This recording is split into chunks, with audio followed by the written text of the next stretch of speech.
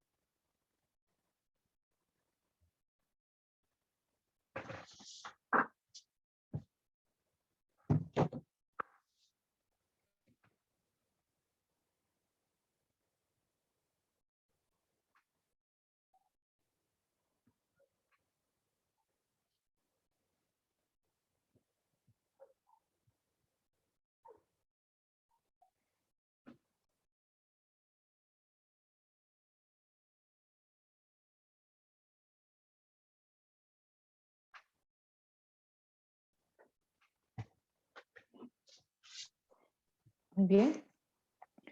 Buenas tardes, sean bienvenidos a la Escuela de Posgrado de la Universidad Norbert Wiener. Siguiendo con nuestro ciclo de conferencias, tenemos el webinar sobre pandemia de la COVID-19, un análisis desde la promoción de la salud, a cargo del doctor Víctor Díaz Narváez. El doctor Víctor Díaz Narváez es investigador, doctor en ciencias biológicas, docente de varias universidades públicas y privadas. Ha sido invitado a varias universidades de América Latina a dictar diferentes conferencias como Costa Rica, Panamá, República Dominicana, Ecuador, Argentina y Perú. Actualmente es profesor honorario de la Escuela de Posgrado. Entonces dejo con ustedes al doctor Víctor Díaz Narváez para la ponencia de pandemia de la COVID-19, un análisis desde la prevención. Buenas noches, doctor Víctor Díaz. Buenas noches, estimada Claudia, ¿cómo están ustedes? Bueno, primero que todo quiero agradecer a la Universidad de Norbert Wiener que me da esta, digamos, excelsa oportunidad de poder dirigirme a ustedes y también, digamos, al departamento de posgrado que asume o se materializa a través de su jefe, nuestra colega Claudia Arespi, ¿no? Entonces, bueno, ella me pidió que hiciéramos una conferencia sobre COVID-19 y prevención, y realmente yo tuve muchas dudas con el título, ¿no? Yo simplemente lo dejé como COVID-19 y prevención, pero yo les propongo algo, que después que terminemos la conferencia, esta conferencia entre comillas, ¿no? Una charla, una conversación, eh, tal vez tengamos la necesidad de cambiar el nombre de esta charla, ¿no? Vamos a comenzar entonces planteando que hay que empezar o determinar una especie de marco, ¿ya? Y dejar muy claro entonces dentro de ese marco cuál es digamos, la función que tiene esencialmente la prevención. Bien, bueno, hay muchas definiciones. Yo encontré una definición que no es mía, por supuesto, una definición y está ahí, ¿ya? Como ustedes la pueden ver. Y la prevención tiene como función fundamental evitar que suceda una cosa considerada como negativa. Y ustedes pueden ver ahí en rojo evitar. Esa es la palabra clave, evidentemente, de esa definición, ¿ya? Entonces, todo lo que se haga en función de prevención es de evitar que algo negativo se produzca. Bien, esa es la situación entonces que nos convoca aquí. Entonces, cuando hablamos de COVID y prevención, entonces trataremos de hablar o trataremos de conversar acerca de los elementos para evitar, digamos, la propagación del COVID-19. Y por otra parte, pensé en algún momento empezar a traer fórmulas para explicar cosas, pero yo dije al final no es necesario, ¿ya? Porque yo estoy frente digamos, a colegas que dominan estas cosas, y por lo tanto vamos a ver la prevención del punto de vista de qué es lo que falló, ¿ya? Y qué es lo que falló para que tengamos una situación de la envergadura que tenemos en todos los países de América Latina. Y la gran pregunta era si podía evitarse una situación como esta, ¿ya? No voy a responder eso ahora, lo vamos a responder al final, y ustedes mismos tal vez puedan responderse si se podía haber evitado en una situación como esta, ¿no? Entonces, voy a tratar de demostrar o tratar de mostrar algunas cosas que ustedes ya saben, ya conocen, ya, pero tal vez de un enfoque que podría, no sé si ser distinto, no sé si ser diferente ese enfoque, pero me parece que le quiero dar esta conversación, o quiero hacer esta conversación con un enfoque, digamos, no tradicional, en el sentido de ir aplastando al auditorio, como decía anticipadamente, con fórmulas, definiciones, etcétera, etcétera, etcétera. Quiero hacer una forma más viva, por lo tanto yo he tomado la realidad chilena, ¿ya? Y lo que voy a conversar es acerca de la realidad chilena y qué es lo que pasó para ver si se podía haber evitado o no esta propagación de esta pandemia. Y pienso que los elementos que expondremos acá, que pueden referirse específicamente a Chile, se pueden extrapolar en su esencia en los elementos esenciales, en las violaciones de las leyes o la atención y la consideración de las leyes de la epidemiología y la salud pública. Digamos, todos esos elementos que vamos a discutir ahora pueden perfectamente extrapolarse en forma creadora, creativa, para poder explicar su propia situación, digamos en este caso del Perú. Bien, bueno, entonces vamos a analizar, lo primero que todo es ver un contexto general. porque sin ese contexto general no podemos explicar las particularidades, ¿ya? Siempre he sostenido, digamos, una frase muy importante, para mí ha sido muy importante, ha sido muy definidora y guiadora en cuanto a, digamos, abarcar el conocimiento, que dice que quien no domina lo general siempre se va a tropezar en lo particular. En otras palabras, es imposible, digamos, entender las particularidades de los fenómenos si no se entiende el comportamiento general del fenómeno. Partiendo de esa base, entonces, vamos a tratar de analizar este problema, ¿verdad? Bien. Vamos a ver una pequeña cronología del inicio de la pandemia que todo el mundo ya la conoce, todo el mundo la sabe, pero la vamos a repasar en sus elementos esenciales, si usted a mí me lo permite. Si usted a mí me lo permite. Entonces, primero que todo, debemos recordar que el 8 de diciembre del 2019 aparece el primer caso reportado en China.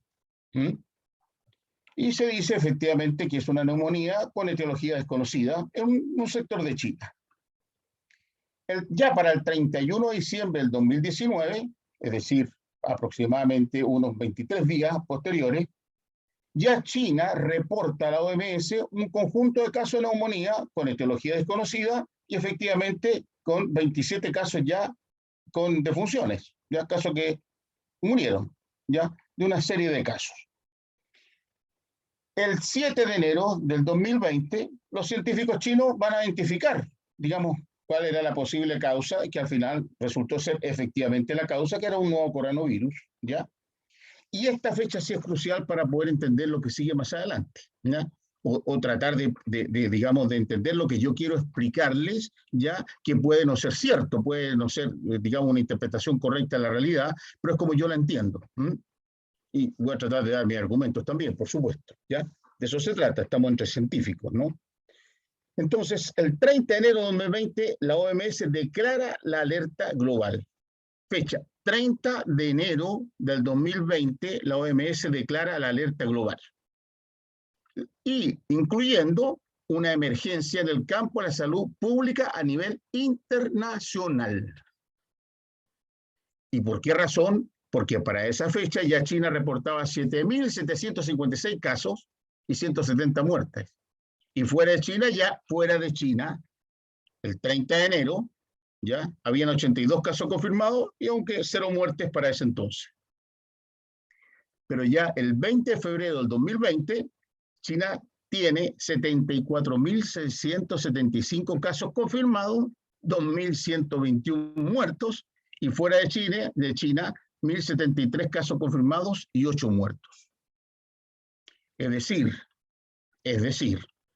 ya para el 30 de enero, y con especial, digamos, con mayor razón, el 30 de febrero, ya habían excelentes informaciones, ¿ya?, acerca del comportamiento de esta pandemia, con una alerta previa de la OMS, y que nos informaban, o que teníamos ya la información suficiente para haber tomado todas las medidas preventivas, haber tomado todas y cada una de las medidas preventivas en todas partes donde debió haberse tomado. Es decir, en el resto del mundo, porque era una pandemia, ¿ya? En ese tiempo era una epidemia, pero ya estaba transformando en una pandemia, ¿ya?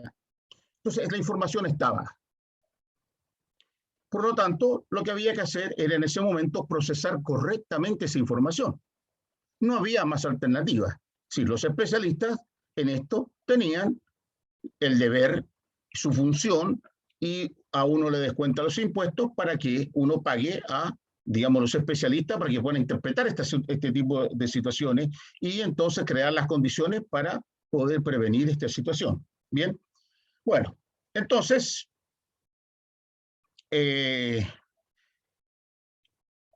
a continuación, ¿qué es lo que sucedió? O qué es lo que sucede, ¿verdad?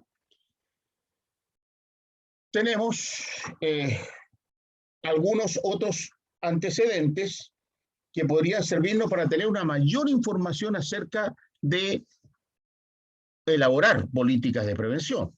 Bien, por ejemplo, ya se tenía la información el 11 de febrero del 2020 que la distribución de los casos confirmados en China era el que ahí aparece, donde ustedes pueden ver que los casos confirmados, 44.672, ya constituían el 62% ya de los, digamos, de los diagnosticados con esta neumonía atípica. Y también habían otros más, ¿ya? Era un 67, un 62%. Ya entonces, el 11 de febrero, 12 días después del 31 de enero, con la información que habíamos tenido, ya teníamos una información acerca de esta distribución. Adicionalmente, cuando se hizo esta información, cuando se creó esta información, las distribuciones por edad en un N de 44.072 muestra claramente, absolutamente, ya, que la edad más afectada era de 30 a 79 años con 36.680 casos y el 87% de ese N que aparece ahí. Bien, pero también destaca que aunque los casos eran menos, muy pocos, también habían otras edades, incluyendo niños de menores de 10 años, incluyendo ellos. Es decir, estaba, digamos, esta patología estaba, digamos, o sea, se estaba produciendo en todos los grupos de edades, pero específicamente con un grupo de edades que ustedes ya conocen esa historia. Pero a mí nos interesa la distribución por edad y la información de cuánto se produjo, digamos, salió esta información que, digamos, podía ser vista o podía ser captada ya por los especialistas de todo el mundo. Bien, y si eso lo hacemos desde el punto de vista de la tasa de letalidad, ¿ya? Nosotros, para ese entonces, estamos hablando del 11 de febrero del 2020, un 2,3% era la tasa de letalidad. Bien, en todo caso, en casos confirmados, por supuesto. Pero dentro de esto, el 14,8% en pacientes de edad mayor o igual a 80 años. O sea, la letalidad era mayor en las personas con una edad mayor o igual a 80 años. ¿Ya? Y el 8% en pacientes de 70 a 79 años. Pero el 49% de los casos críticos, cuando eran críticos, simplemente morían. Bien, entonces la situación era, teníamos un cuadro de expansión rápida, muy rápida, dentro de China, que estaba traspasando las fronteras y con tasa de letalidad relativamente, entre comillas, baja, 2,3%, pero muy letales en aquellos individuos que sí la sufrían y pasaban a estados críticos. Bien, esa era la situación que nosotros tenemos, que ustedes ya la conocen o debían conocerla, en fin, no importa. Aquí podemos hacer entonces un resumen, efectivamente, un resumen de todo esto, ¿verdad? Ahí tenemos que la mayoría de los casos los pacientes tenían entre 30 y 79 años, la mayoría de los casos fueron clasificados como leve, 81%, ¿verdad? Sin embargo, 14% fueron graves y el 5% críticos, ¿ya? La tasa general de letalidad fue de un 2,3%. El COVID-19 se extendió rápidamente a una sola ciudad, a todo el país, en solo 30 días. En solo 30 días. La gran velocidad de expansión geográfica y el repentino aumento en el número de casos sorprendieron evidentemente a los servicios de salud y salud pública de China. Pero no solamente de eso, sino también del mundo, ¿ya? Y se pudo verificar que había una transmisión de persona a persona.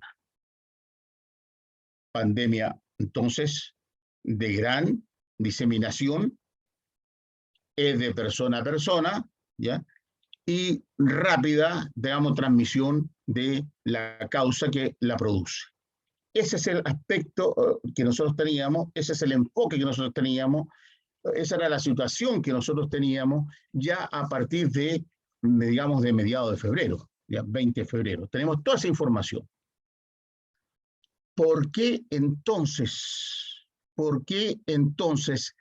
se diseminó digamos, este virus por toda América Latina, por todos nuestros países, incluyendo Chile, por supuesto, de una manera tan rápida, cuando se podía tener algún tipo de información, o ya se tenía información de estas características, para haber tomado las medidas de prevención, digamos, que eran evitar, ¿ya?, que se produzcan hechos negativos?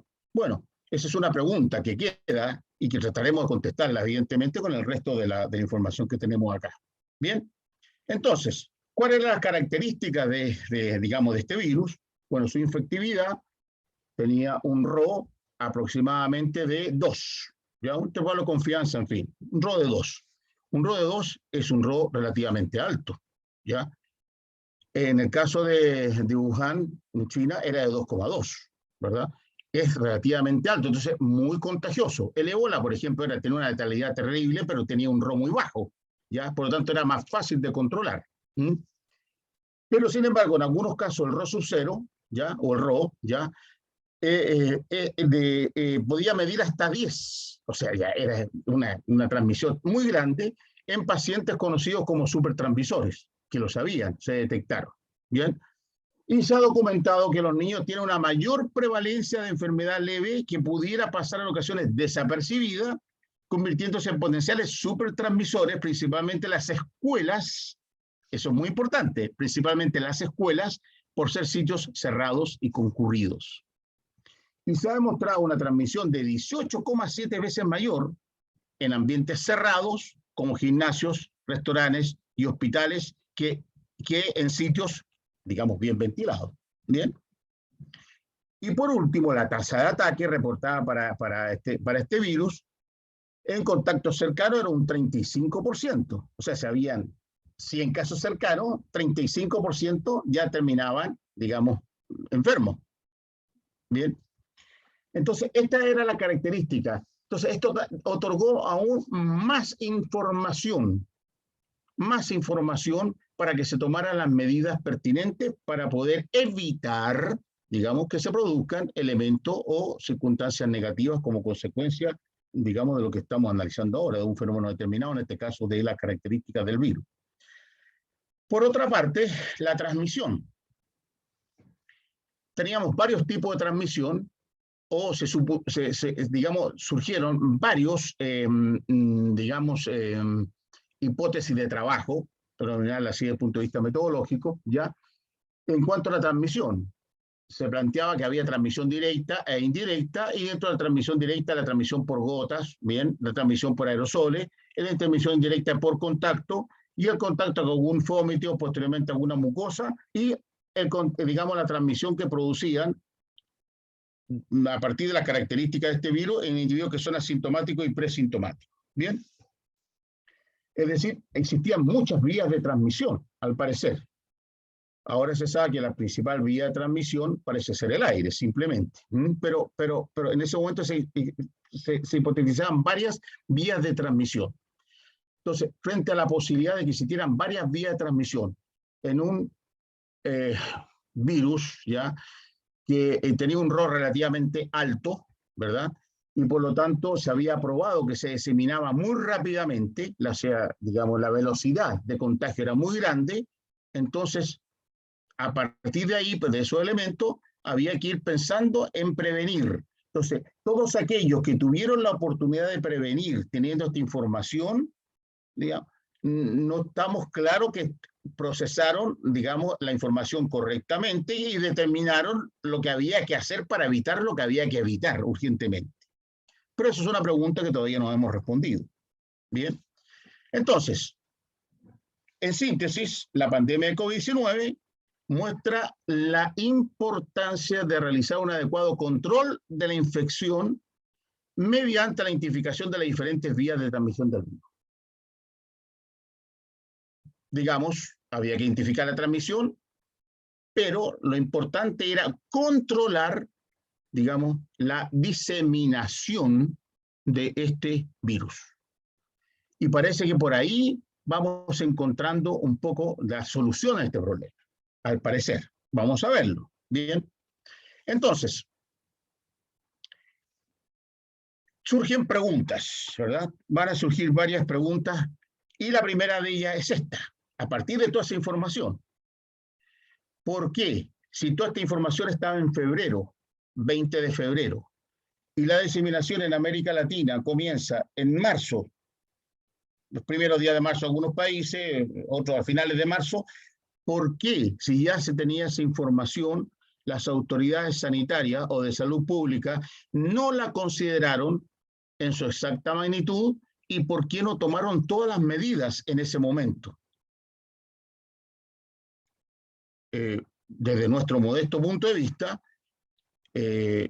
nosotros creemos que los epidemiólogos y los salubristas en América Latina son buenos, tienen buena formación y por lo tanto yo creo que ellos procesaron correctamente la información. Pero algo falló a nivel de cúpula que no se tomó o no se consideró esa información y no se tomaron las medidas pertinentes. Hay una segunda pregunta, digamos, era, bueno, había que tomar medidas, pero ahora, ¿cuáles debían ser las medidas preventivas para detener la expansión de la pandemia en nuestros países? Específicamente en este caso Chile, ¿no? Entonces, a partir de ahí, sabemos ya como una ley general, ya, una general que no se puede violar desde el punto de vista de la salud pública, desde el punto de vista de la epidemiología, que las estrategias tradicionales de control de infecciones de salud pública dependen en gran medida de la detección temprana de enfermedades para contener la propagación.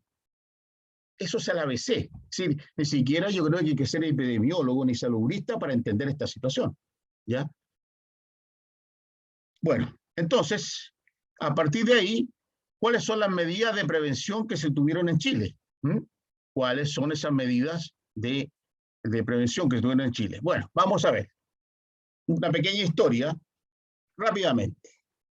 El 3 de marzo del 2020 se detectó el primer caso de Chile en una persona contagiada con el virus SARS-CoV, con el virus, digamos, causante de la enfermedad pertinente. Primero, ¿ya? Primer caso en Chile. 12 días de haberse detectado el primer caso, se decide suspender las clases. Me parece atinado, correcto. ¿Se cierran las fronteras? Correcto. ¿Se declaró el estado de catástrofe? Correcto. ¿Aparece el primer fallecido? Bueno, lamentablemente. ¿Se declara toque de queda entre las 22 y las 5 horas? Perfecto. Las cuarentenas totales para varias comunas de Santiago, o sea, cuarentenas totales, absolutas, para varias comunas de Santiago, donde se han ido detectando casos, ¿ya? A partir de mayo en adelante, comienza una situación muy especial, que se intercalan medidas de cuarentenas parciales dependiendo de la calificación del estado pandémico de denominados pasos aplicados a las diferentes comunas y regiones. Voy a tratar de explicarles rápidamente esto, ¿ya? Digamos, en función del número de casos que aparecían en cada comuna o cada región, ¿ya? Se tomaba, digamos, se calificaba a esas comunas o esas regiones, ¿ya? O provincias, como ustedes quieran llamarle, ¿ya? Digamos, las calificaban en un estado pandémico y había determinadas restricciones para poder moverse, ¿bien? Entonces, aquí aparece, ¿ya? Por ejemplo, el 1, cuarentena, 2, transición, preparación, apertura avanzada, apertura inicial, y aquí tenemos la movilidad, las características de movilidad y las actividades sociales asociadas que se ven restringiendo, ¿bien? Todo parece muy bien, pero ¿cuál fue el problema inicial o el problema fundamental? Parece que el problema fundamental aquí es la movilidad, porque el virus no se mueve solo, se mueve con las personas, ¿ya? Por lo tanto, había que detener la movilidad de las personas para detener la movilidad del virus, ¿ya? Algo que es una verdad de pelogrullo, obvio, todo el mundo lo entiende. Sin embargo, sucedía en la política dentro de Chile, para enfrentar la cuarentena, que algunas comunas estaban en 1, por tanto no podía salir nadie, o estaban en 2 y tenían todas esas restricciones que ustedes ven ahí, pero habían otras comunas que tenían 4, que tenían contagiados, pero eran muy poquititos, que tenían 4. Entonces los del 4 sí se podían mover al 2, pero los del 2 no se podían mover al 4. Entonces, esta situación creó movilidad de todas maneras de las personas, ¿ya? Con este panorama no se pudo detener la movilidad. Y al no detener la movilidad, evidentemente, digamos, también no se detenía la transmisión del virus. Por otra parte, y esto hay que decirlo claramente, existen sectores o regiones donde vive gente que tiene escasos recursos y que trabajan, por ejemplo, como empleada doméstica, como obrero de la construcción, etcétera, etcétera, y que dependen de ese trabajo para estar, digamos, en sus casas, depende de ese trabajo para poder alimentar a las familias, ¿ya? Y sin embargo, por ejemplo, las empleadas domésticas, las que hacen trabajo doméstico en las casas, iban de lugares que tenían, digamos, por ejemplo, preparación, que podían salir, en fin, que y violaban a veces esa situación para poder ir a trabajar donde las personas que tenían grandes recursos, ¿ya? Y obviamente se movían y se movilizaba y existía la transmisión del virus, ¿ver? Entonces, esta conformación que allí hicieron no pudo detener la movilidad. Muchos otros trabajadores que no tenían trabajo formal se veían en la obligación de ir a vender sus artículos por la calle, ¿ya? Sin los permisos adecuados, que se otorgaban o no, bajo estas condiciones, ¿verdad? Y de todas maneras producían movilidad, porque violaban esta situación y era imposible que no lo violaran porque ellos viven y comen con lo que vendían en el día. ¿Bien? Entonces, en definitiva, lo que se violó, lo que se hizo en Chile fue de todo, ya se construyó todo lo que ustedes pueden ver para ser violado a través de la movilidad y obviamente de la transmisión del virus, y esto comenzó a ascender. Entonces, aquí la pregunta, digamos, o no la pregunta, digamos, sino que digamos, la conclusión o la conclusión parcial, que está ahí, que a pesar de todas las medidas, el número de casos confirmados aumentaba día a día. Y este es un estudio que nosotros hicimos, y ustedes pueden ver cómo la curva fue aumentando. Aquí no se especifica los días, qué sé yo, pero esto es un mes, se estudió de marzo a junio, ¿ya? Y aquí ven ustedes la curva cómo va ascendiendo. Aquí hay algo raro, ustedes pueden ver en el comportamiento de eso, pero no lo vamos a discutir. Eso se debe a que, entre otras cosas, hubo manejo de datos así, pero terrible, ¿ya? Entonces eso inmediatamente se refleja en curvas matemáticas o expresadas matemáticamente. Bien, entonces vean ustedes que a pesar de todas estas medidas, siguió ascendiendo el número de casos confirmados. Bien, entonces aquí ustedes pueden ver la situación del día de hoy. Hasta ahora tenemos, a pesar de todas estas medidas, tenemos 1.329.918 casos confirmados acumulados. Casos activos, 41.510. O sea, hay 41.510 sujetos en Chile que están diseminando el virus. En este momento, en este instante. O sea, perdón, no en este instante, este hace 2 días atrás. Me disculpan, pero bueno, da lo mismo. Ahora pueden ser 100 más, 100 menos. Los fallecidos totales son 28.518. Y los casos confirmados recuperados, 1.259.000 aproximadamente. Los casos confirmados por antígeno, 29.105, y los casos de reinfección, 1.054. Ese es el panorama que tenemos a pesar de todas las medidas que se tomaron. Entonces, las medidas esenciales que se tomaron nunca estuvieron dirigidas hacia la esencia del fenómeno, que era evitar la movilidad. Porque con un rosero, bueno, eso lo veremos más adelante. Ya, lo veremos más adelante. Bien, entonces, para tratar de comprender, digamos, cuál es la situación actual, la que le acabo de mostrar, es necesario partir de algunas premisas, digamos, básicas, ¿no? Primero, la premisa esencial, ¿ya?, es que para explicar la actual situación y también el pasado, es entender y comprender que el valor del índice de contagio de este virus y su correlación con sus consecuencias, gravedad y mortalidad, fue y es el principal factor que había que considerar para tomar cualquier medida para evitar la transmisión. Eso era la premisa esencial. Desde el punto de vista de la metodología de la investigación, si quieren verlo así, se puede decir lo general, ¿no? ¿Se acuerdan que le dije al principio? Es importante lo general para poder entender lo particular. Entonces, desde el punto de vista metodológico, se puede exponer que existen muchos problemas asociados al desarrollo de un problema pandémico. Pero en todos estos procesos existe un problema principal, que yo le denomino rector, que si no se soluciona, hará imposible la solución de los otros problemas, porque se derivan los otros problemas del problema rector. Cada pandemia puede ser distinta. No creo que sea muy distinta hacia el principio, ¿no? Pero no creo que sea muy distinto que sea una pandemia, porque tiene que tener un rol muy superior al 1, ¿ya? Puede ser cada vez mayor, más diferente de 1 y mayor que 1, ¿ya? Pero cada pandemia en general puede tener sus particularidades, ¿verdad?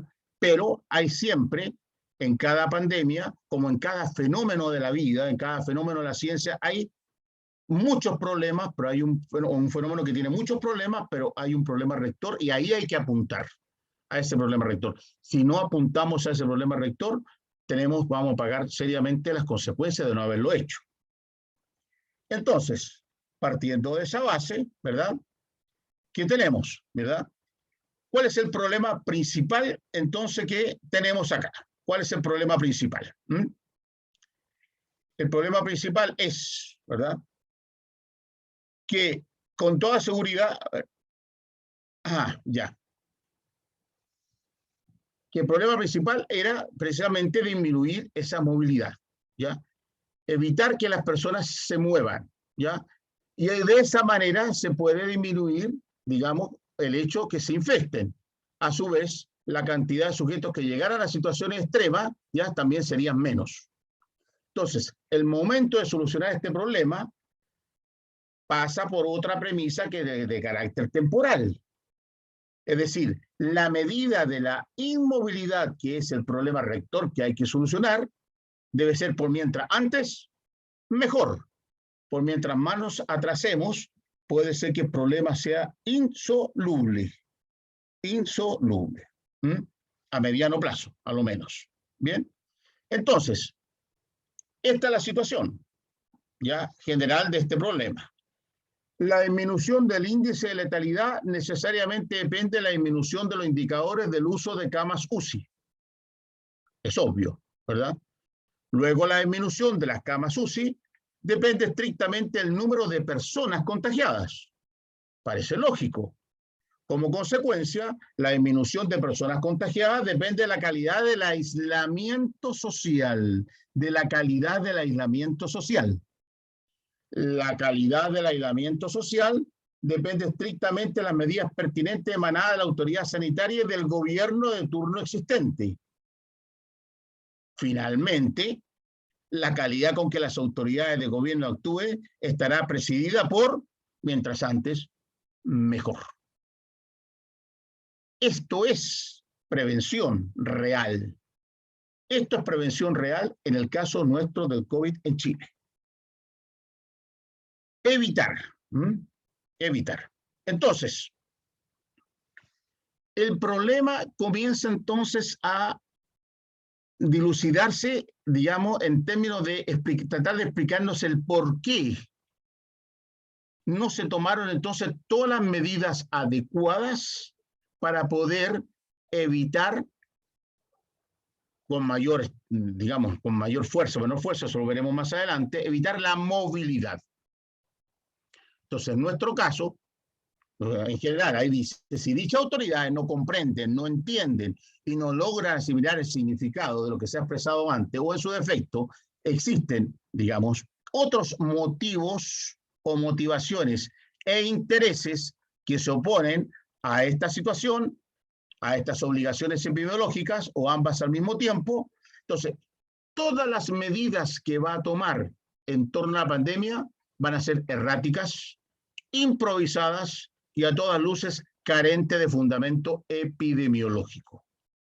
Bien, entonces, tal situación, si ocurre esto, y así ocurrió en Chile, si ocurre esto, tal situación se comprueba en un crecimiento constante de sujetos confirmados de contagio, aumento innecesario y evitable.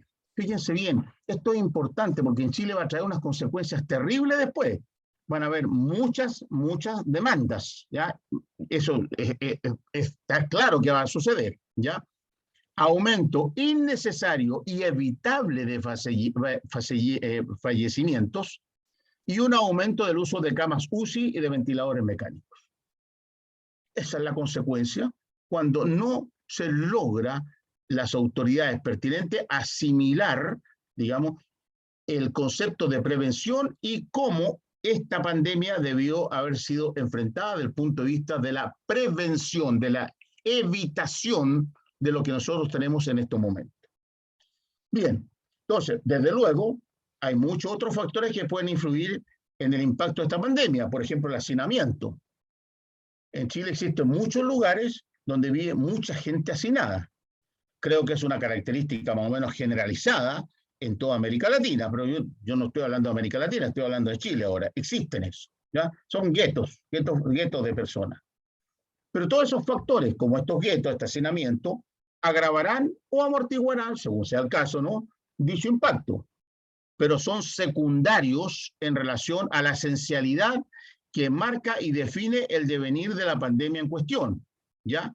Y esa esencialidad está dada por las características de la pandemia y la característica esencialmente del, digamos, del virus que estamos enfrentando, que tiene un Rho superior a 1, con las consecuencias que nosotros hemos visto hasta el momento. Bien, entonces, perdón, discúlpenme, me entusiasmé. Ok, ahí está. Bien.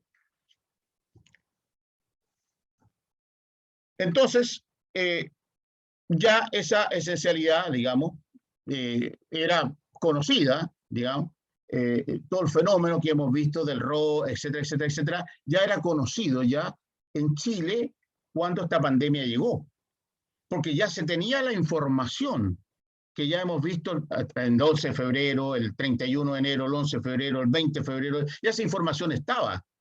Entonces, las autoridades tenían el tiempo suficiente para tomar las medidas pertinentes, que ya las veremos cuáles serían, ¿no?, las medidas pertinentes para evitar digamos, la diseminación de esta pandemia en Chile en los grados en que nosotros hemos sufrido tal situación. Bien. Entonces, por otra parte, podría plantearse, ¿verdad?, que la solución del problema, para algunas autoridades, consistía en tener más y más ventiladores mecánicos y camas UCI suficientes para atender los casos graves derivados de este contagio. Porque así se llegó a plantear en Chile incluso, ¿ya? No, hay que alcanzar naturalmente la inmunidad de rebaño. Entonces eso era dejar libre que se contagiara todo el mundo y que aquellos que tuviesen la mala suerte de ser críticos, digamos, ese nivel, digamos, de tener esa situación crítica para algunos sujetos, se podía enfrentar con más cantidad de ventiladores mecánicos y más cama UCI. Pero eso, desde el punto de vista de la ciencia, es moral y científicamente cuestionable, ¿ya? ¿Por qué? Porque la esencia de la salud pública y la epidemiología, entre otras cosas, fundamentalmente la salud pública, eso sí, es la de prevenir. Y solo cuando esto no es posible, entonces tratar la enfermedad en todas las instancias derivadas o en todas las instancias que eso exige la situación. Bien. Entonces, este es el panorama que nosotros tenemos y ya ustedes se están imaginando hacia dónde va la explicación del fenómeno, de por qué nosotros estamos en esta situación. Bueno, entonces a partir de esto y a la luz del conocimiento queda más claro, digamos, que queda más que claro, digamos, los siguientes aspectos, digamos, ¿no? Primero, que realmente el conocimiento que nos permitía a nosotros, digamos, tener la posibilidad de tener una actitud, digamos, preventiva, acorde con las circunstancias, pasaba por los siguientes elementos que están puestos acá. Primero, eliminar las vías de transmisión y contagio, esencial. Es decir, control real de la pandemia. Estoy hablando de Chile y estoy hablando de estos elementos como característica de la pandemia que estamos sufriendo. ¿En qué consiste esto? 1, aislamiento social completo entre 6 a 8 semanas. B, seguridad económica para todas las personas, cualquiera sea su estatus y condición laboral. Señora, aquí tiene su sueldo mensual. ¿Usted cuánto ganaba? ¿Tantos soles? Bueno, digamos, confínese, váyase a su casa y inmediatamente nosotros le vamos a pagar eso, para que esté ahí tranquilo. ¿Ya? C, cierre de aeropuertos y fronteras. D, medidas drásticas con los infractores de la cuarentena. Medidas drásticas. Es más importante en este momento la situación social, el impacto social, que las libertades individuales. ¿Ya? Medidas drásticas con los infractores de la cuarentena y prepararse para asumir la repetición o prolongación de este proceso si fuera necesario. ¿Y por qué estamos diciendo eso?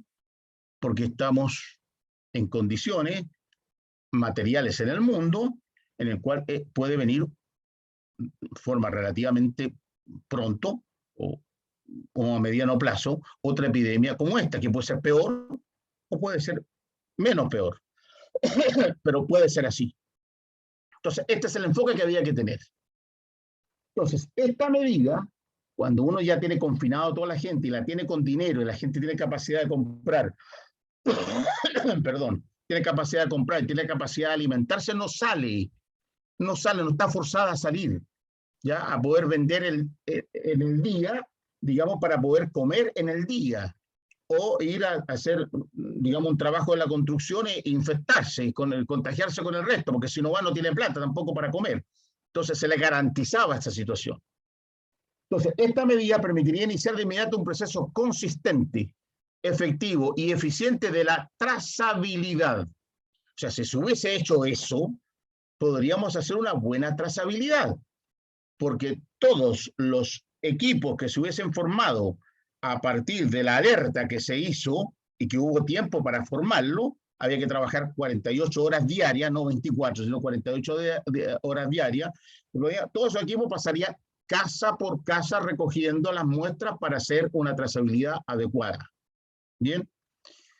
Entonces, seguimiento de los casos confirmados para conocer realmente sus contactos, evidentemente. Y la aplicación de los test de detección a todos los contactos y también de forma masiva. O sea, la trazabilidad, una vez, digamos, interrumpida la movilidad, la trazabilidad empieza entonces a ejercer un papel importante. ¿Ya? Pasa a ser tal vez el problema fundamental en ese instante. Después de haber solucionado el primero el rector, pasa a ese otro problema que tiene que ser solucionado. ¿Bien?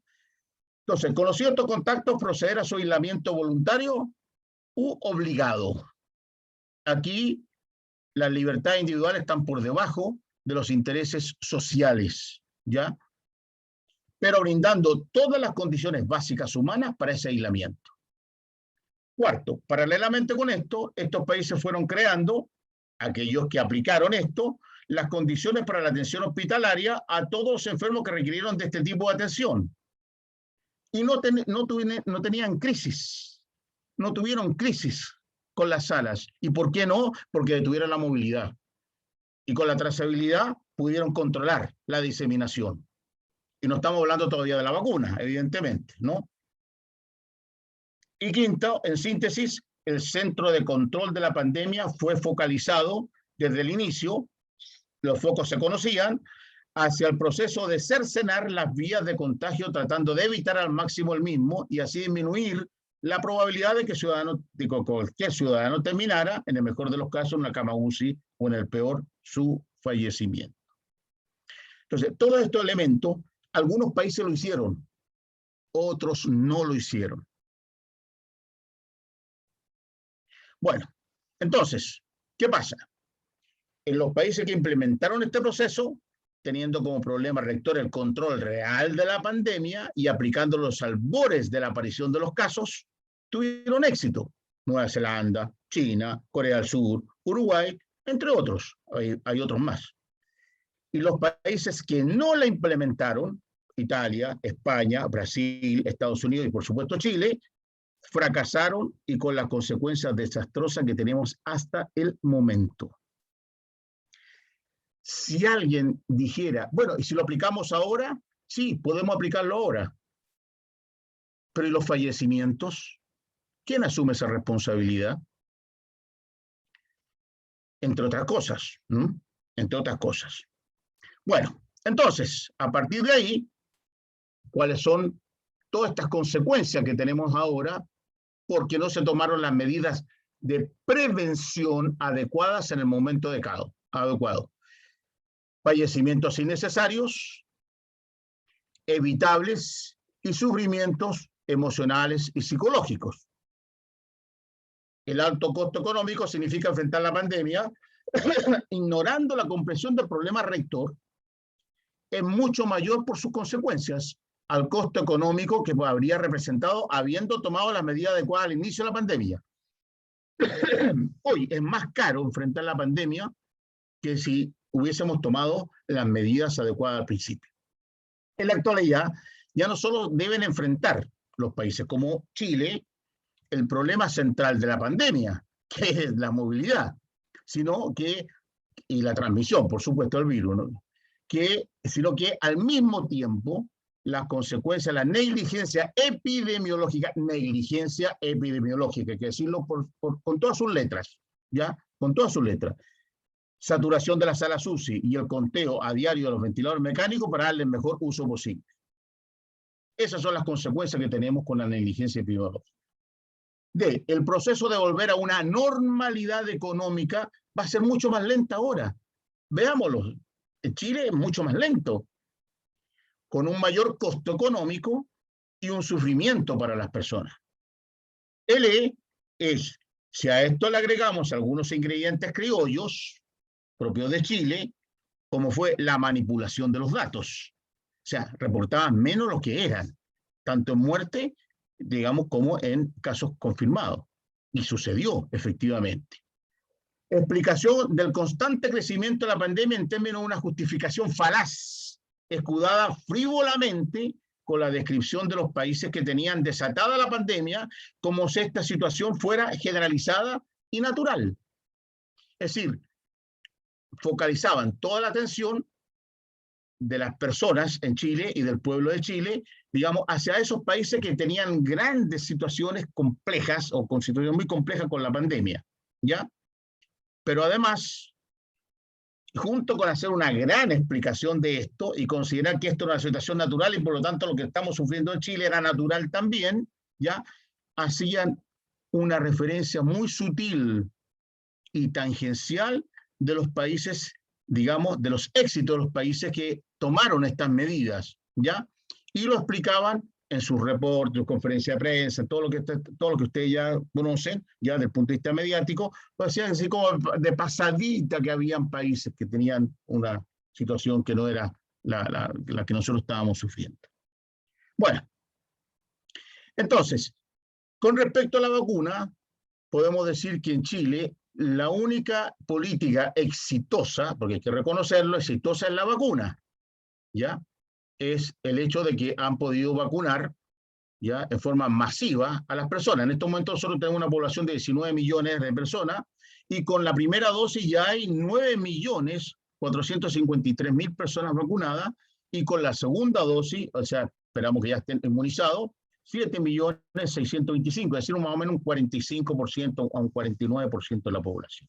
Yo creo que eso fue exitoso, pero como no han podido evitar, o sea, o no han tomado las medidas de impedir la movilidad, y porque las personas están cansadas ya del confinamiento, que lo consideran casi como un fenómeno inútil, ¿ya? Entonces, a pesar de eso, y a pesar de estos niveles de vacunación, y eso es lo que explica que a pesar de estos niveles de vacunación, nosotros tenemos alzas constantes y más o menos constantes de nuevos casos, digamos, reportados, como infectados.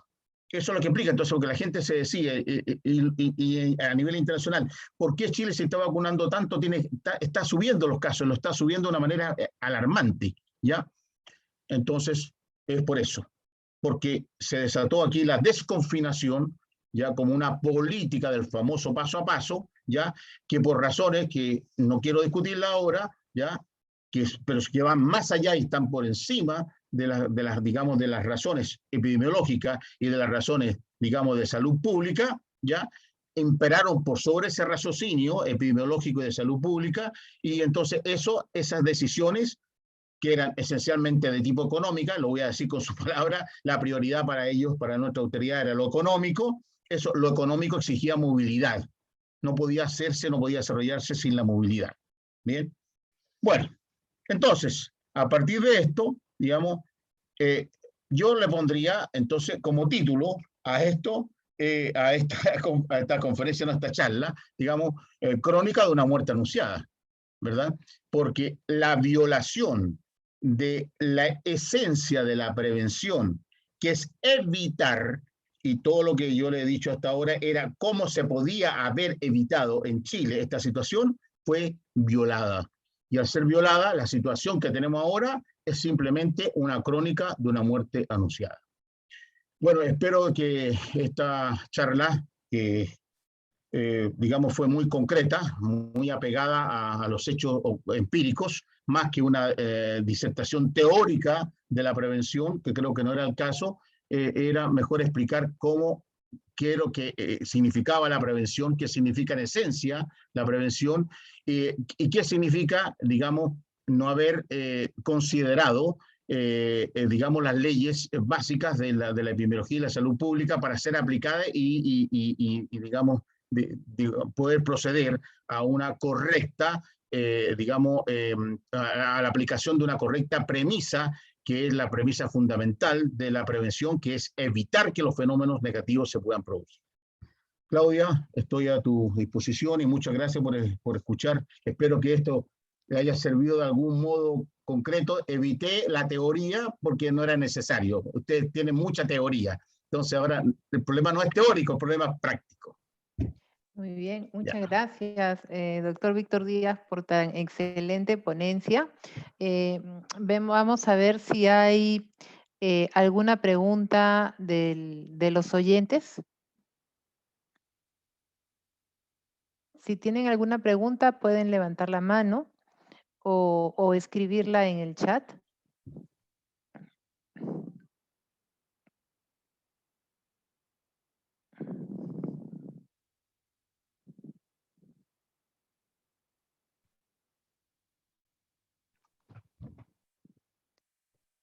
No hay pregunta. Entonces, como dice, bueno, Yolanda Sánchez le dice, bueno, tiene una excelente exposición. Juan Van le dice, ¿cuál es el porcentaje de economía informal en Chile? A ver, desconozco objetivamente no es mi campo, ese no es mi campo de experticia, ¿ya? Ujú. Muy Lo bien. desconozco, pero es bastante grande. No puedo decir el porcentaje, pero es bastante grande. Yo creo que estamos entre un 10 a un 30% de la población activa digamos, en actividades informales, ¿ya? Porque la pandemia produjo mucho despido y las personas se veían en la obligación de hacer, digamos, este tipo de actividades para poder sobrevivir. Y lógicamente con eso usted ya comprenderá que la movilidad y la transmisión del virus se mantenía a pesar de todas las medidas que se tenían que tomar. Pero exactamente no lo sé, creo que entre un 10 y un 30% de la población está en este tipo de actividad. ¿Mm? Muy bien, muchas gracias. El doctor Carlos Arana tiene una pregunta. Adelante. Gracias. Mm. Bueno, primeramente quiero, por supuesto, felicitar a la excelente exposición que ha habido. Yo quiero preguntar en relación, por supuesto, a algunos aspectos relacionados con el Perú, pero tiene relación con lo que se ha expuesto el caso de Chile, que son bastante similares en algunos casos. En el caso con la pandemia de COVID-19 con ella o sin ella, un sistema sanitario que funciona bien es aquel que privilegia la prevención como pilar fundamental de la salud pública. El, Exactamente. el Perú se ha adherido a la declaración de la OMS que garantiza el derecho de la salud integral, sobre todo para los sectores más vulnerables. En este marco, precisamente, el nivel primario de atención es fundamental para la prevención. Mi pregunta es, específicamente, ¿por qué aún pese a la brecha, me estoy refiriendo en este caso al Perú, pero quizás también en Chile sea algo similar, ¿por qué aún pese la brecha en infraestructura a nivel hospitalario se continúa a privilegiar la atención hospitalaria en vez de desarrollar de manera intensiva la atención primaria en los centros médicos distritales que garantice una política de prevención y que por ende, en caso del COVID y demás enfermedades, permita evitar muertes y una sobrecarga en cuanto al tratamiento de muchos casos, que en muchos casos es costoso y casi inaccesible para las poblaciones más vulnerables? Doctor, Yo no puedo hablar del Perú porque no conozco la realidad del Perú. Conozco Perú, es muy lindo. Mi abuelo es peruano, entre paréntesis, Sí, se sí. los digo. Mi abuelo es peruano. Así que conozco mucho, pero, o sea, no mucho Perú. He ido a Perú, conozco, muy bonito, pero no conozco la realidad. Ahora, lo que usted dice, en términos teóricos, es absolutamente correcto. ¿Qué pasaba en Chile? En Chile teníamos hasta el año 73, 72, 73, teníamos un muy buen sistema de atención primaria, un excelente sistema de atención primaria. Bien, pero después con las políticas, y hay que decirlo claramente, y tengo que decirlo porque es la realidad, ¿ya? Con las políticas económicas que surgieron a partir del año 73 en Chile, se fue priorizando, como dice usted, en la atención secundaria y terciaria, pero no la primaria, ¿ya? Entonces se fue desfinanciando progresivamente esa atención primaria.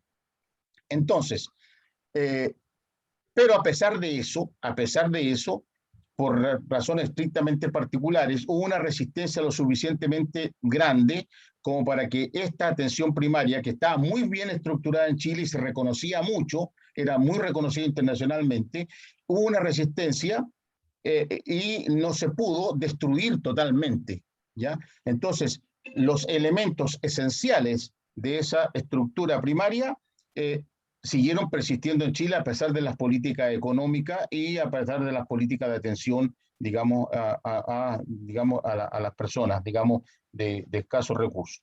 Entonces, eso percibió. Entonces, eso sirvió, pero no sirvió para detener el COVID en Chile, por dos razones, ¿ya? O sea, o una razón, digamos. ¿Por qué? Porque la política para enfrentar el COVID no era la de prevención realmente, no era evitar que se produzca el contagio, ¿ya? En esencia, era tratar de hacer lo que se podía para evitar sin dañar el proceso económico normal que debía tener Chile, porque estaba satisfaciendo los intereses de las grandes fortunas de Chile. Esa es la verdad de las cosas, hay que decirlo de esa manera. Entonces, cuando eso sucedió, evidentemente, la movilidad no era algo que había que evitar, algo que había que cercenar, sino que era todo lo contrario. Había que seguir con la movilidad, ¿ya? Pero atenuarla al mínimo posible o al máximo posible, depende de la situación, depende de cómo lo miremos, para, digamos, con eso tratar de evitar que esta pandemia se expandiera por lo menos rápidamente por mientras llegaran las vacunas, creyendo que con las vacunas se podía resolver. Bien, llegaron las vacunas y esos vestigios que habían de atención primaria sirvieron mucho porque esa estructura pudo sostener una vacunación rápida y muy eficiente, ¿ya? Pero no fue capaz de impedir la diseminación de la pandemia porque no tenía las capacidades para poder controlar a una población que estuviera efectivamente confinada y con todos los elementos para no tener ningún motivo para desconfinarse. Entonces, esa fue la situación en concreto en Chile, ¿ya? En concreto. Entonces, obviamente, estoy absolutamente de acuerdo con usted de que si nosotros desarrolláramos una muy buena atención primaria, podríamos evitar y podríamos hacer prevención, no solamente en una pandemia, sino también para muchas enfermedades de muchos tipos que se producen y que podían ser evitables con una muy buena educación en salud a la población, ¿ya? Esa es la respuesta y esa es la explicación de por qué en Chile, en esencia, el fenómeno está como está. ¿Bien? Y que la vacuna también explica el hecho de que teniendo un nivel de vacuna tan grande, a pesar que no se ha llegado a la inmunidad de rebaño todavía, a pesar de eso, pero teniendo un nivel de vacuna tan grande, los niveles de casos confirmados siguen aumentando y siguen aumentando y siguen aumentando. Por ejemplo, ahora comenzaron a bajar, lo controlaron y ahora crearon un pase especial en Chile que permite una cierta movilidad a las personas. Va a haber entonces dentro de 15 días más otra explosión de subida, otra subida de casos confirmados. Porque no hay una política. A ver, nuestras autoridades políticas no se rigen por las leyes epidemiológicas de salud pública para enfrentar, en esencia, para enfrentar esta pandemia. Se rigen por las leyes económicas. Entonces, violan a cada rato estos elementos básicos de las leyes de la salud pública y de la epidemiología. Y ahí está la explicación de la situación que nosotros tenemos, de la periodicidad. está la aplicación de la segunda ola, está la explicación de una tercera ola que va a venir, ¿ya? Y lo peor de todo, estimado doctor, es que si no aprovechamos, si ustedes no aprovechan y nosotros no aprovechamos esta experiencia que hemos tenido para desarrollar lo que usted dice y otros elementos más, ¿ya? Va a venir otra pandemia y puede ser peor que esta. Y si es peor que esta, bueno, que Dios nos encuentre confesado. No soy religioso, pero la única expresión posible es que Dios nos encuentre confesado cuando eso ocurra. No sé si eso le satisface, doctor. Sí, yo creo que sí, doctor. Muchas gracias. Tenemos otra pregunta de Yolanda Sánchez Barrueto. Yolanda, ¿puedes prender tu audio?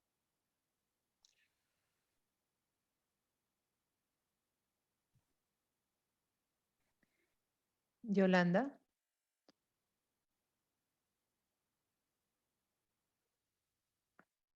A ver, mientras que Yolanda se anima a prender su audio, tenemos otra pregunta y nos dicen, ahí está Yolanda. Yolanda, ¿puedes preguntar? ¿Qué tal? Buenas noches, Yolanda. Tu pregunta, por favor. ¿Me escucha? Sí. Sí, se te escucha. Mucho gusto. Disculpe el impasse. Primero, felicitar al doctor Díaz. Excelente exposición. A la Universidad Norbert Wiener también por la invitación. Y bueno, quería ser un poco directa. El doctor nos plantea conceptos claves y que son concisos, pero a la vez contundentes, ¿no? Entonces, uno de los temas es el regreso, no sé si ha habido en su país, de los médicos que han estado en vía remota con comorbilidades. El regreso de estos médicos a los hospitales públicos del Estado, ¿cree usted, doctor, que sería una de las soluciones para aumentar la mano de obra, para aumentar médicos en la atención sobredesbordada, que volviera a ocurrir cada vez que hay una bajada y la gente vuelve a salir? ¿Cree usted, y vuelve a infectarse, cree usted que esos médicos que han estado en casa y que durante la pandemia, lógicamente, no han estado frente a un paciente COVID, si ellos regresan, ellos serían una solución para esa sobredemanda, sobredesbordada cada vez que vuelve a haber un pico cuando la gente sale? Gracias. Estimada colega, estimada doctora Sánchez, mire, yo no, a ver, en primer lugar, estamos en una situación tan caótica en este momento que cualquier medida que se tome para colaborar en la solución de este problema, cuando ya la situación es extremadamente grave por todos lados, cuando no se sabe quiénes están infectados, quiénes no están, ya cuando la trazabilidad es imposible, ya es imposible, ya por lo tanto tenemos muchas personas, digamos, que están contagiando a otras sin saberlo, ¿bien?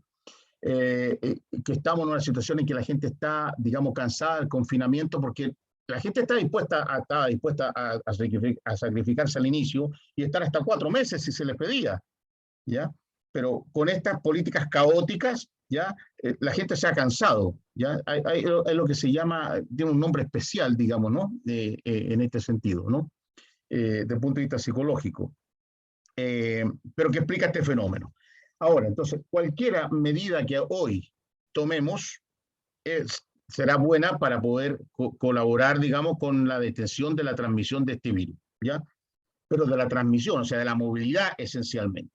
Ahora, con respecto a los médicos que usted me dice que puedan ayudar y colaborar, bueno, yo no soy médico, así que yo no puedo, yo soy un doctor en ciencia biológica, no puedo hablar mucho de medicina, pero lo que sí podría decir, porque es algo que sí he leído algunos papers, en fin, ¿ya? Es que es evidente de que la atención en las camas críticas y la atención de ventilador, digamos, en pacientes que están usando ventiladores, ¿verdad? Mecánicos, es una atención muy, pero muy especializada y que no la puede hacer cualquier médico tienen que ser médicos, digamos, urgencistas, digamos, muy bien preparados en ese campo. Entonces yo no creo que, los médicos que pudieran estar en sus casas y que volvieran, digamos, sin ser especialistas en esta materia, pudieran realmente colaborar, ¿ya? Podría colaborar en otro plano, pero en el plano ya de la atención del paciente crítico me parece que es más difícil la situación, ¿bien? Pero, digamos, ellos podrían colaborar en otros campos y son necesarios en todos los campos, digamos, del área de salud pública y de la epidemiología también, de las acciones que se derivan de estas dos disciplinas, ¿ya? Y por lo tanto, digamos, sería un buen aporte, pero la solución no es una sola hoy. Es un conjunto de soluciones. Como ya se violó el elemento esencial, ya está violado ya hay cosas que están ya más allá, digamos, del fenómeno estrictamente epidemiológico y estrictamente de salud pública, ¿ya? Hay una pandemia descontrolada en el cual no hay posibilidad de un control a corto plazo, ¿ya? Que no sea, digamos, lo que están pidiendo algunos áreas digamos, del Congreso en Chile, qué sé yo, etcétera, etcétera, digamos, de dar un sueldo, lo que se llama un sueldo mínimo, suficiente por familia y de acuerdo al tamaño de la familia, para poder mantener a la gente confinada y hacer los procesos que quedaron pendientes y que no se hicieron el año pasado, tratar de hacerlo, y por ahí controlar un poco la epidemia, ¿ya? Por mientras, precisamente, se avanza, paralelamente, en el caso nuestro, no sé el caso de usted, se avanza en forma rápida con la vacunación. O sea, nosotros tenemos esa posibilidad de tener una vacunación más o menos rápida, más o menos masiva y rápida, ¿ya? Y paralelamente, si se logra confinar nuevamente a la gente, aportándoles dinero a ellos para que se mantengan tranquilos en sus casas, no tengan que salir a comer, digamos, a trabajar para comer, porque ya pueden hacerlo, ya tienen el dinero ahí para poder hacerlo, ¿ya? Y salir estrictamente a las cosas necesarias.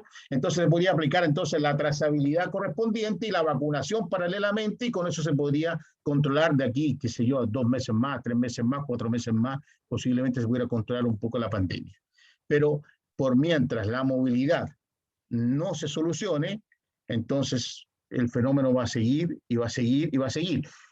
Pero con la vacunación es posible que se logre precisamente la inmunidad de rebaño. Pero ¿quién se hace responsable de todos los fallecimientos y del sufrimiento psicológico de las personas? Porque hay un sufrimiento psicológico, un cansancio psicológico tremendo, ¿ya? Y los muertos que están ahí, ¿quién se va a hacer responsable? Porque una mala política originó tanta cantidad de muertos como la que nosotros tenemos ahora, ¿ya? Ya vamos bordeando los 30.000, no sé en el caso del Perú, ¿ya? Pero esa es la situación. Espero haberle respondido, doctora Sánchez, dentro de mis limitaciones, ya que son muchas, haberle respondido a su pregunta. Muchas gracias, doctor. Tenemos varias preguntas. Nos preguntan, ¿tuvieron mucha resistencia en la población a las restricciones? Nos escribe un oyente. En la primera etapa no. En la primera etapa, cuando se hicieron las primeras restricciones, la gente cumplió y las personas cumplieron. Pero cuando se empezaron a hacer repetidas confinaciones, desconfinaciones, ¿ya? Y seguía aumentando el número de casos, entonces las personas se cansaron. Pero no solamente hay personas que se cansaron de estar confinadas por alguna razón. Hay muchas personas, ese 10 a 30% de personas que se quedaron sin trabajo y que están asociadas digamos, al comercio informal, ¿ya? O a la actividad en general informales, tenían que salir a trabajar necesariamente, porque tal como lo expliqué, digamos, si no trabajan, ellos ganan por día. Lo que venden en el día les sirve para comer, ¿ya? Entonces, por lo tanto, si no venden, no comen. Y si no había ayuda del Estado chileno, tal como se planteaba ahí, tal como lo planteé yo, que había que darle un salario formal ahí y gastarse toda la plata, nosotros en Chile decimos tirar toda la carne al asado, aunque nos endeudemos con el FMI, pero había que actuar así en ese momento, había que hacerlo así. Pero obviamente, digamos, después la resistencia fue aumentando, porque confinamiento, desconfinamiento, esta situación que les digo, que está la gente obligada a salir a trabajar para poder comer si no se muere de hambre, más el cansancio, ¿ya? Y más el hecho de que estos confinamientos no estaban produciendo una disminución, entonces ya hay resistencia, y hoy hay muchísima resistencia al confinamiento. Muchísima resistencia. Por lo tanto, si hoy quisieran hacer algo, tendrían que ser medidas, pero muy drásticas en todos los campos. En todos los campos. Medidas muy drásticas en todos los campos. Gracias, doctor. Tenemos la pregunta de Antonio Fonseca. ¿Cuál es la proyección para una posible tercera ola en Chile? La proyección, a ver, nosotros ya pasamos por una segunda ola. ¿Qué es lo que tenemos ahora? Son pequeñas olitas, son pequeñas olitas. ¿En qué consisten las pequeñas olitas para que usted lo pueda entender? A ver, por ejemplo, había confinamiento en varios lugares que se cumplían más o menos, pero se cumplían con cierta resistencia, como yo le decía, hasta, digamos, principios de mayo, pero llegó el Día de la Madre. Me imagino que en el Perú el Día de la Madre es muy importante, ¿verdad? Todo el mundo sale a comprar regalos para la mamá y tratar de festejar a las mamás. Entonces, ¿qué es lo que hizo? Y por lo tanto es una instancia muy importante desde el punto de vista económico. Entonces, los grandes empresarios presionaron al gobierno para que disminuyera el confinamiento. Al disminuir el confinamiento y la gente salir y llenarse los malls, fíjense bien, ¿se acuerda que yo decía que los datos, que el RO aumentaba a 17 puntos y tantos lugares cerrados? ¿Se acuerda de ese datito? Ese datito es muy importante. Entonces toda la gente salía a comprar en los negocios que son cerrados, en los malls que son cerrados, etcétera, etcétera, etcétera, etcétera. No respetaban digamos, el metro o el metro y medio de distanciamiento social entre ellos, ¿ya? Andaban en metro, los metros hacinados, repletos, los microbuses que transportan personas, hacinados. Entonces, ¿qué es lo que pasó? Hubo un brusco aumento y llegamos casi de 2.000 y tantos, 3.000 y tantos casos que habían en una meseta, más o menos constante, de 2.000, 3.000 casos, llegamos hasta casi 10.000 casos, producto solo del Día de la Madre. Y la primera ola, que fue anteriormente, fue a causa de las vacaciones. El gobierno dio facilidades de movilizarse, pero a diestra y siniestra, ya la gente salió, fue a vacaciones, iba a la playa, iba a todos lugares, se destrozó todas las normas básicas, digamos, de distanciamiento social, y obviamente fueron violadas, se fueron destrozadas, y tuvimos entonces la segunda ola grande, y tuvimos con el Día de la Madre otra ola grande, ¿ya? Ahora en estos momentos, digamos, cuando empezó esta ola, producto del Día de la Madre, se volvió a la etapa de confinamiento más estricto, ¿ya? Pero ahora nuevamente han tomado una política de abrir, de dar permisos especiales a todos aquellos que tienen 2 dosis de la vacuna. Pero entonces, ¿en qué cabeza se le ocurre estas decisiones? Cuando todos sabemos, y ustedes lo saben, que con cualquier tipo de vacuna, lo que puede ayudar en muchas cosas, menos en evitar el contagio. Las personas se pueden enfermar estando con la segunda dosis, con la tercera dosis, con la cuarta dosis. La vacuna no evita el contagio. Entonces, las personas que tienen digamos, las 2 dosis, ya que son cerca de 9 millones, dijimos ahí recién, si no mal recuerdo, ya, esa gente no se va a enfermar, no va a ir a la UCI probablemente. La probabilidad de que vaya a una UCI por enfermedad del COVID al contagiarse es muy baja, ¿ya? Pero sí va a contagiar a otras personas, a las personas que todavía no se han puesto la vacuna, ¿ya? Entonces, esto que está ahora, este desconfinamiento que tenemos ahora, va a producir probablemente, no sé si una olita nueva o una gran ola nuevamente. Pero eso es el destino. Cuando usted ve en la curva que se produce una ola, otra ola y otra ola y otra ola, algo está fallando en la prevención. No es lógico eso. No es lógico eso. Algo está fallando.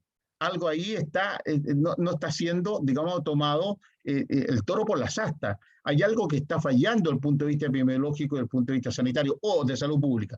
Pero puede ser que no sea una falla epidemiológica, una falla de salud pública, ¿ya? Porque no es atribuible, en un sentido, no es atribuible a los especialistas, porque los especialistas en Chile han advertido una y otra vez a las autoridades que esto iba a ir ocurriendo y ocurrió, ¿ya? Lo que parece ser que las autoridades toman decisiones sin considerar las leyes básicas y elementales de la epidemiología y de la salud pública, ¿ya? Y de la prevención, ¿ya? Insisten en no respetarla. Y cuando eso se produce, entonces se van a producir los pequeños pics futuros, que pueden ser pics o pueden ser, digamos, una tercera ola. Creemos que con el tiempo de acá 4 meses más, 6 meses más, un año, ya, un año más probablemente, ya la vacuna puede extenderse a la gran mayoría de la población y entonces, por lo tanto, tendremos personas contagiadas, pero no tendremos más fallecimientos, las cantidades que tenemos ahora, ni con gente en la UCI que tenemos ahora. Pero por mientras, todos aquellos que van a ser contagiados en esta oportunidad o en las sucesivas oportunidades por estas medidas que están tomando el gobierno, entonces van a ser efectivamente personas que están potencialmente, digamos, expuestos a morir, a ir a la UCI, a utilizar un ventilador mecánico. Y fíjense bien, los casos de ahora, ya se ha vacunado a todos los mayores de edad, y los casos ahora son esencialmente entre personas de 20 a 45 años. Los casos graves que tenemos en los hospitales, en la UCI, es de 20 a 45 años, que son más o menos digamos, más o menos el rango de edad digamos que se empezó a vacunar ahora, ya, pero que hace 15 días atrás, o 20 días atrás, o 30 días atrás no estaba vacunado, ya, todavía. Entonces los pilló esta situación y están graves. Bueno, ahí está la respuesta. Muy bien. Tenemos otra yo pregunta. no sé, perdón, Claudia, yo no sé si lo que han podido oír, han podido hacer algunas extrapolaciones de lo que yo he planteado a la situación del Perú.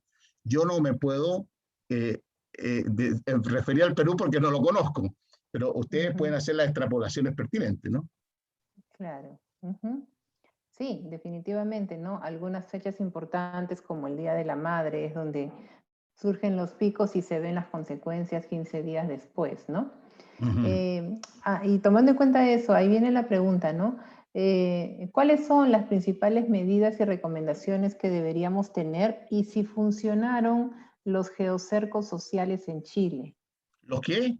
Geocercos sociales, o sea, digamos, estas cuarentenas delimitadas a ciertas regiones y no ya, todas. claro, ya.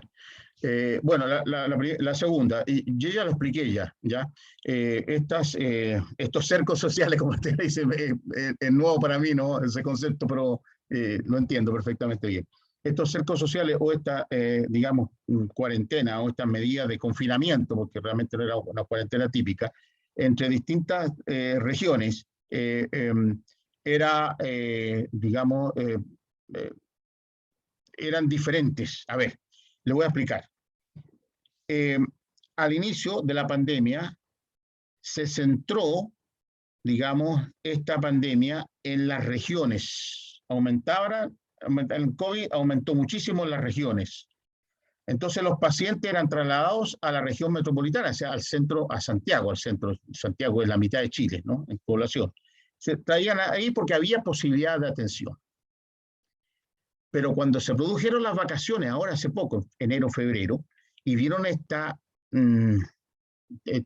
facilidad de desconfinarse de una manera legal, porque pedían un permiso y salían, y podían salir, ¿ya? Cualquiera pedía el permiso y cualquiera se lo daba. Las razones no eran muy estrictas, que digamos, porque le dieron un permiso. Entonces las personas empezaron a salir a vacaciones. ¿Y dónde salen las vacaciones? A la playa, al sur de Chile, al norte de Chile. ¿Qué pasó? ¿Ya? ¿Qué pasó? Cuando ellos regresaron,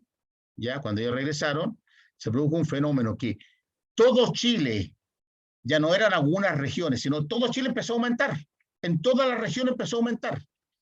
Y entonces ya no se podían trasladar enfermos de Santiago para regiones o de regiones para Santiago, porque también al volver esta gente que se infectó por allá, ya al volver aquí a Santiago también aumentó, digamos, el uso de hospitales, el requerimiento de hospitales, digamos, de UCI, etcétera, etcétera, ventiladores mecánicos. Entonces ya no se pudo trasladar a nadie y entonces empezaron a saturarse todos los hospitales y llegaron hasta un 94, 95, hasta 96% de ocupación de camas con ventiladores, que tengo entendido, no soy especialista en la materia, pero para este campo de la medicina ya eso es un colapso.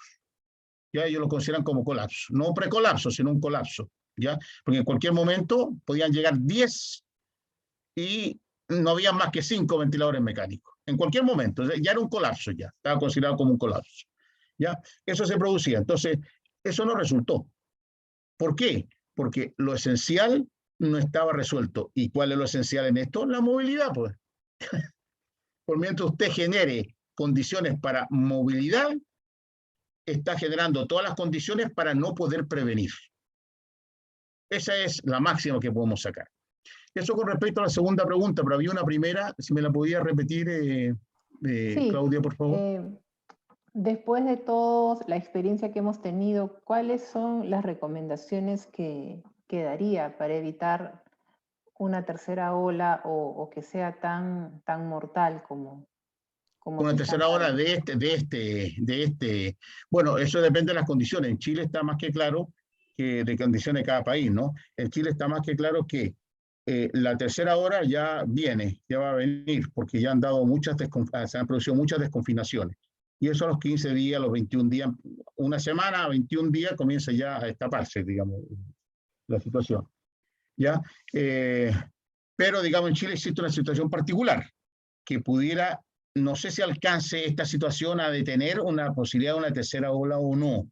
No lo estoy seguro. No tengo esas proyecciones porque es tan variable, los factores son tan variables, van cambiando a cada rato, que no hay una fórmula que permita, digamos, tener constantes más o menos que pudieran permitirnos hacer una proyección seria, ¿no? En este caso, digamos, esa tercera ola se pudiera evitarse si se produce esta confinación que le estoy diciendo, se entrega un salario básico, elemental, pero suficiente para todas las familias de Chile, todas y cada una de las familias de Chile, de acuerdo a todas las personas que se confinen al máximo en sus casas, por mientras entonces sigue el proceso de vacunación hasta llegar a la inmunidad de rebaño.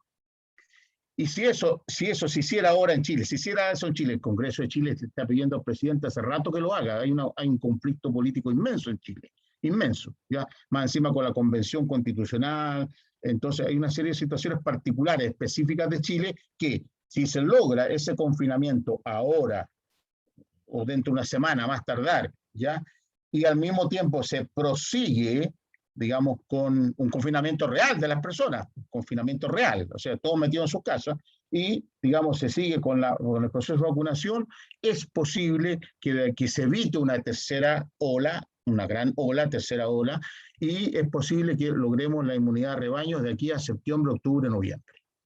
Y eso crearía las condiciones ya para que la gente pudiera movilizarse más o menos normalmente, tomando siempre las precauciones, porque los grandes epidemiólogos y los grandes saludistas están diciendo en Chile de que el COVID llegó para quedarse. El COVID llegó para quedarse y que vamos a tardar muchos años en erradicarlo. Muchos años en erradicarlo. Esa es una consecuencia más de la violación del principio fundamental de la salud pública. ¿Ya? Prevención. Bien. Cuando se viola la prevención, tenemos todas estas consecuencias, que pueden ser más trágicas en algunos casos o menos trágicas, más invisibles. Por ejemplo, la obesidad es más invisible, pero esto fue muy trágico, ¿ya?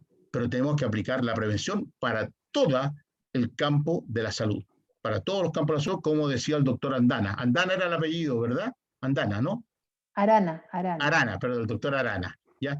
Tiene toda la razón del mundo. ¿Ven?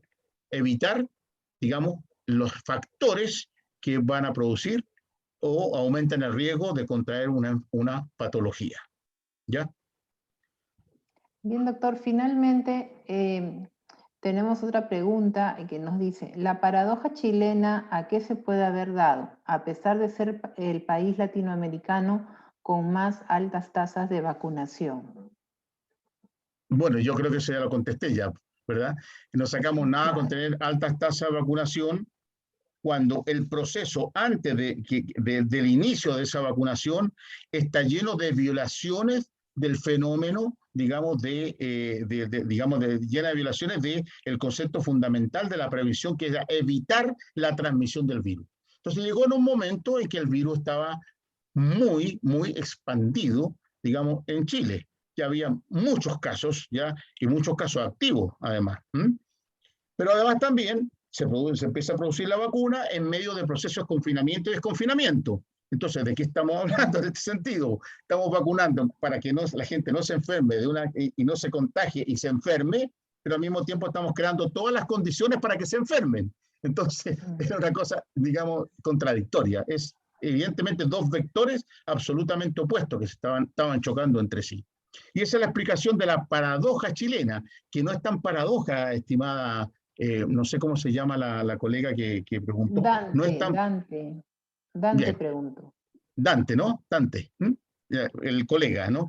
Entonces, no es tan paradójico, sino que es la clara demostración de cómo, digamos, teniendo posiblemente las herramientas posibles para haber evitado una diseminación tan grande del virus y haber obtenido una tasa de inmunización tan grande a través de la vacuna, digamos, haber logrado un control de la patología muy bien hecho, ya tenemos la situación que se produce esta paradoja, y esta paradoja tiene su explicación, ya las políticas, digamos, diseminadas a partir del gobierno para enfrentar esta epidemia fue una política que no está dictada por las leyes de la epidemiología y de la salud pública, sino por las leyes de intereses, dejémoslo así nomás, de intereses, ¿ya? Muy bien. A buen entendedor, pocas palabras. Pocas palabras. Pocas palabras. Muy bien, doctor Víctor Díaz, muchas gracias por la excelente exposición y por haber resuelto las preguntas de nuestros oyentes. Nuevamente reiterarle las felicitaciones y bueno, siempre es un grato placer escucharlo aquí en la Escuela de Posgrado. Muchas gracias. No, gracias a usted y gracias a todos los que oyeron esta, digamos, esta conversación, y espero que no se hayan aburrido realmente, ¿no? Pero traté de ser lo más realista, o sea, digamos, llevarlo a la praxis concreta, no a la teoría, porque la teoría todo el mundo la conoce. Hay que saber cómo aplicamos la teoría a la realidad, que eso es lo más difícil. Eso es lo más difícil. Muy bien, muchas gracias, doctor. Que tengan Gracias buenas a ustedes, noches. muy Buenas amable. noches a Igualmente, todos. igualmente. Hasta luego. Muchas gracias. Hasta luego.